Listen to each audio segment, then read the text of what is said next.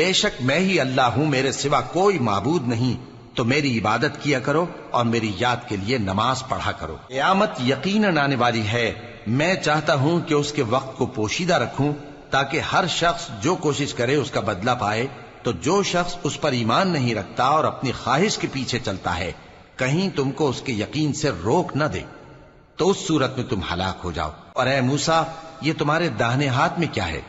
انہوں نے کہا یہ میری لاٹھی ہے، اس پر میں ٹیک لگاتا ہوں اور اس سے اپنی بکریوں کے لیے پتے جھاڑتا ہوں، اور اس میں میرے اور بھی کئی فائدے ہیں۔